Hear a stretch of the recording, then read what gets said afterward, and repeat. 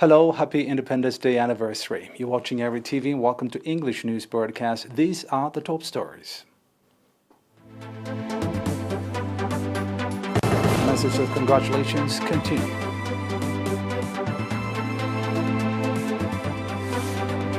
Sixteen patients diagnosed positive for COVID-19 in tests carried out today.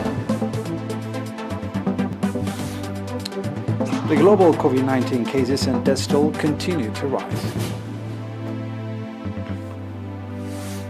And Mali's military detains president and prime minister.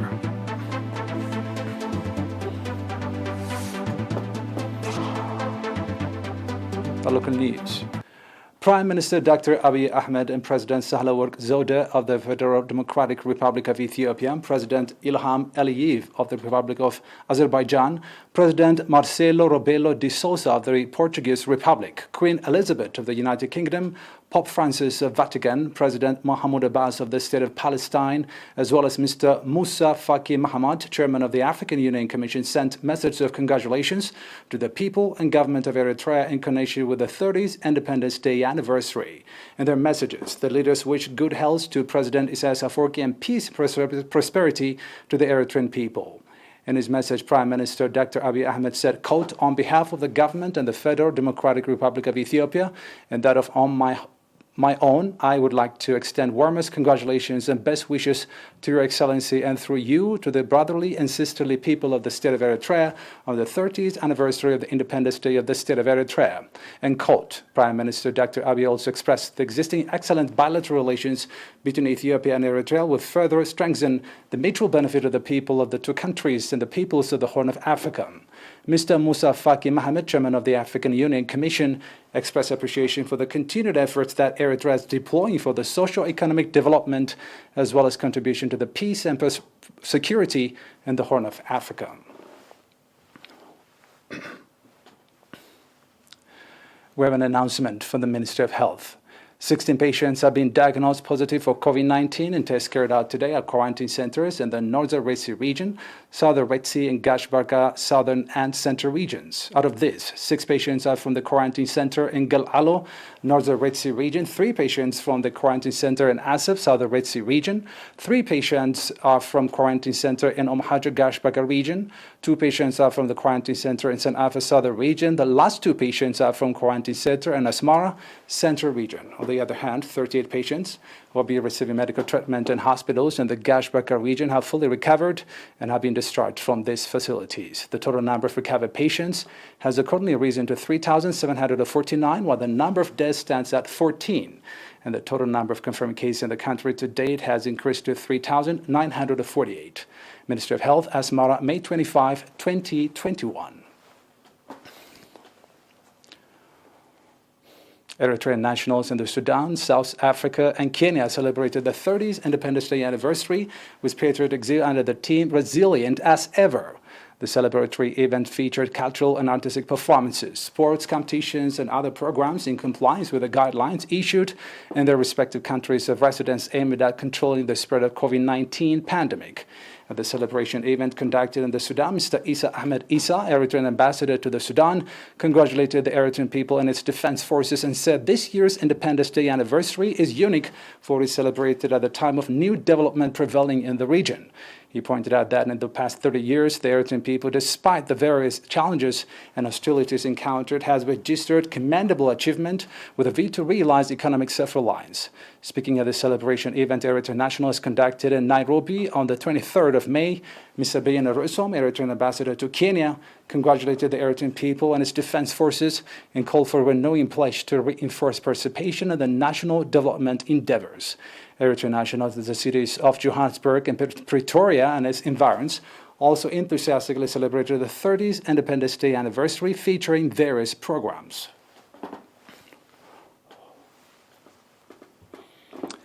The Ministry of Education branch of the Asaba region reported that educational facilities have been put in place in remote areas of the Asaba region and are dramatically contributing in providing educational opportunities to children. Stating that prior to independence, there were 31 schools ranging from preschool to junior school in Galeb, Habero, Halhal, and Asmat. Ms. Najat Al-Amin, head of basic education in the region, said that currently there are 201 schools put in place in remote areas and 57 in towns to the sub-zones providing educational service.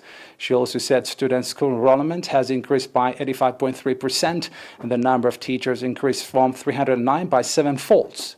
Female students' school enrollment has increased by 45% and 55% of female students that participated at the 8th grade national examination have scored over 90 points and have become recipients of ERi Award.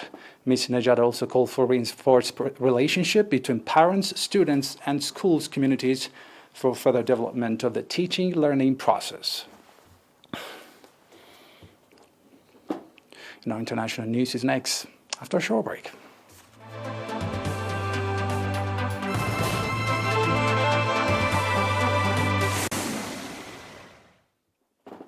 Welcome back. The total number of confirmed COVID-19 cases globally surpassed and had 67 million today, with the death toll exceeding 3.5 million. This according to media reports. Indian government leaders appealed for farmers to call off a mass protest this week for fear it could become a viral super spreader event. The country's overall death toll from COVID-19 crossed 300,000 yesterday. Over the third fatalities have died over the past 3 weeks during a devastating second wave fueled by a new virus variant detected in India, mass political religious gatherings, and lowering of the guard by the public.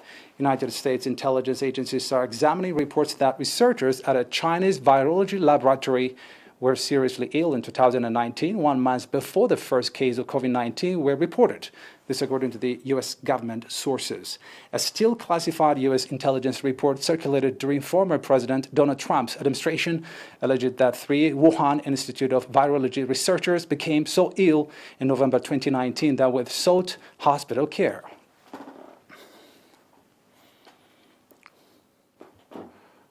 Soldiers in Mali have detained the president and prime minister of the interim government, this according to the United Nations and the African Union, deepening political chaos in the country just 9 months after a military coup overthrew its previous leader.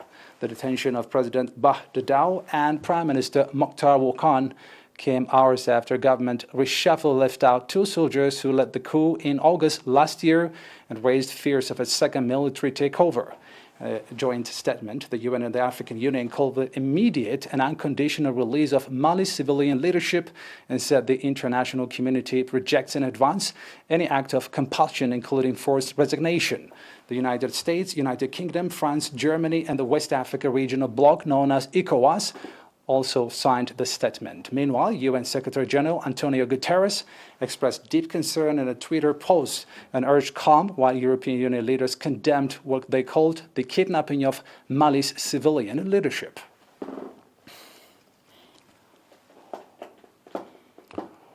More than 200 people were injured when 2 light rail trains traveling in opposite directions but on the same track collided in an underground tunnel near the Petronas Twin Tower in Kuala Lumpur, the Malaysian capital.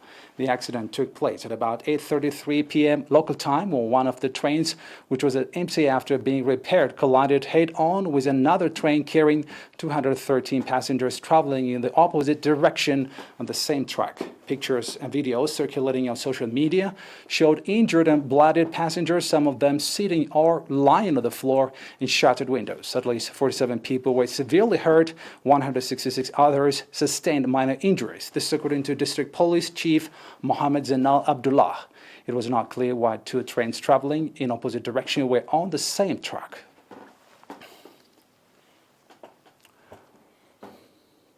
Russia's foreign minister warned Turkey against what he said were attempts to fuel military settlement in Ukraine after Ankara moved to boost cooperation with Kiev.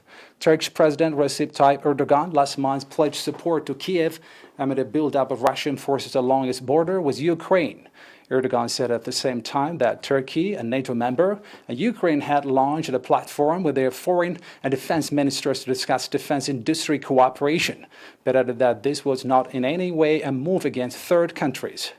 He said that encouraging aggressive Ukraine actions towards Russian annexed Crimea amounted to an encroachment of the Russians' territorial integrity.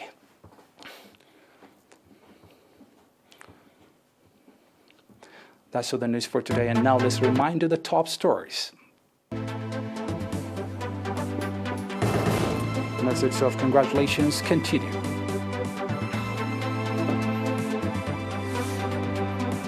"16 patients diagnosed positive for COVID-19 and tests carried out today."